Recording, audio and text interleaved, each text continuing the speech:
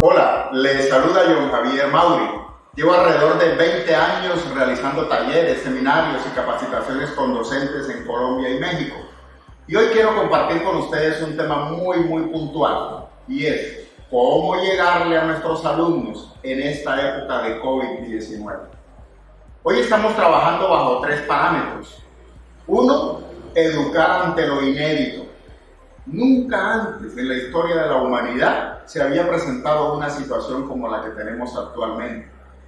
Durante muchos años hemos venido trabajando en la normalidad, donde la educación tradicional es nuestra aula, el pizarrón, los espacios de descanso y donde los niños pueden jugar.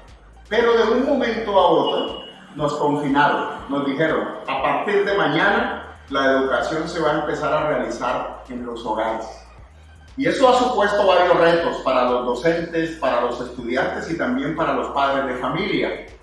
Reto número 1 es el reto tecnológico. El reto tecnológico porque la mayoría de los docentes actualmente no nacimos en la era digital. La tecnología fue agregada a nuestras vidas, por eso nos llaman migrantes digitales. No nacimos con la tecnología. Mientras nuestros alumnos son nativos digitales, ellos nacieron, se apropiaron de la tecnología desde el momento en que nacen. Es por ello que el niño tiene el celular y no hay que explicarle, él nos enseña a nosotros. Y eso supone un reto en esta era digital. Incluso hemos tenido casos donde los alumnos nos han gastado bromas a los docentes. Hace poco veía una noticia de un profesor que estaba en su clase virtual con los niños y tuvo inconvenientes tecnológicos con su equipo. Y uno de los niños le dijo, profe, sencillamente obture la tecla Alt, la tecla F4 y le da Enter y ya se le soluciona el problema. El profesor no sabía que esa combinación de teclas apagaba el computador. Lo sacaron de la reunión. Eso fue viralizado en las redes sociales, pero dejó al desnudo una seria problemática a nivel tecnológico. En realidad nos toca, mis queridos profesores, ingresar a la era digital. Durante muchos años hemos venido insistiendo en la importancia de que el docente incorpore las TIC en el aula, pero hoy se volvió obligatorio. Segundo reto es educar ante el miedo y en el miedo. Ante el miedo porque hoy todos estamos con la duda, la inquietud de no ser contagiados y que nuestras familias no lo sean. Y tercero, educar ante la crisis y en la crisis. Y aquí envolvemos otro asunto bastante importante y es el factor emocional. El factor emocional del docente y el factor emocional del estudiante. Del docente porque antes el profesor estaba en su casa, tenía problemas familiares, tenía dificultades que afrontar, pero al salir del espacio familiar, entonces ya él se podía distraer, estaba en su entorno laboral y dejaba atrás los inconvenientes que tenía. Pero ahora le toca convivir con los problemas familiares, con los problemas financieros y al mismo tiempo educar, trabajar en su hogar. Y eso genera estrés, genera más ansiedad. ¿Cómo hacemos los docentes para educar ante crisis, ante miedo, entre la crisis, entre el miedo? Y para los estudiantes también representa un reto, puesto que el alumno necesita el alimento social, necesita conversar con sus compañeros, ver personalmente al profesor. Ahora tiene en la casa a papá, a mamá y también está teniendo un espacio limitado con el docente. Los seres humanos estamos acostumbrados a hablar cara a cara. Nuestro cerebro está diseñado para hablar cara a cara.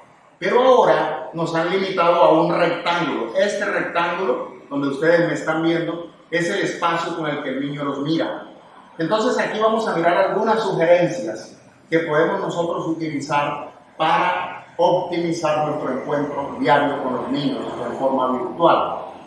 En esta virtualización de la enseñanza tenemos varias sugerencias.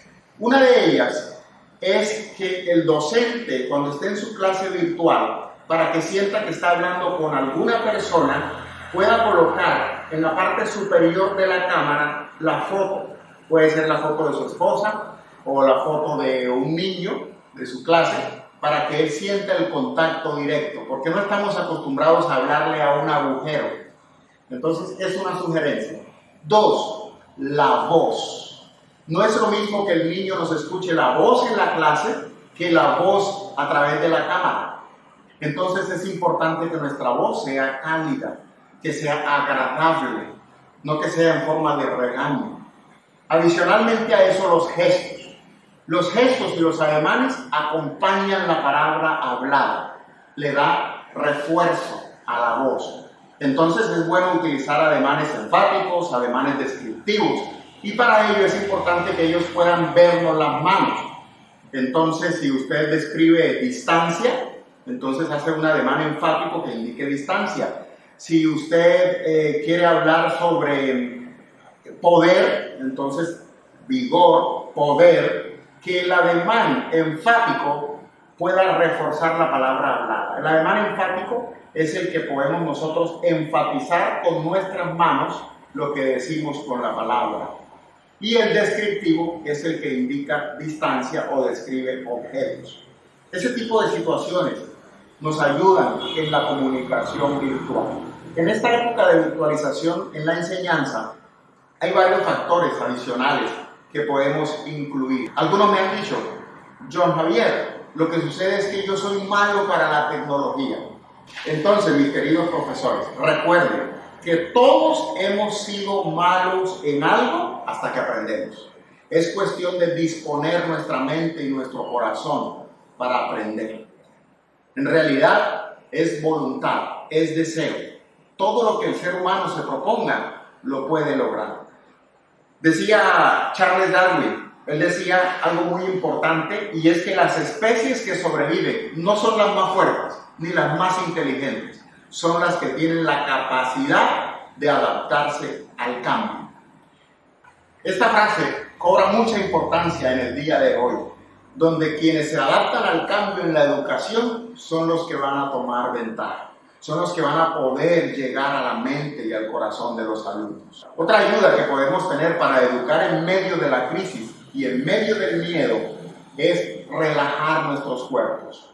Antes de empezar la clase, es muy importante que el docente tome un momento para sí mismo, que se siente a interiorizar, que cierre la puerta de su habitación en silencio, tal vez y pueda de pronto orar, sin importar la creencia religiosa, meditar, relajarse, aprender a respirar y aprender a dejar en esa habitación las preocupaciones y los inconvenientes, para que cuando tenga el encuentro con sus niños pueda transmitir tranquilidad, pueda transmitir ese amor que caracteriza a un docente.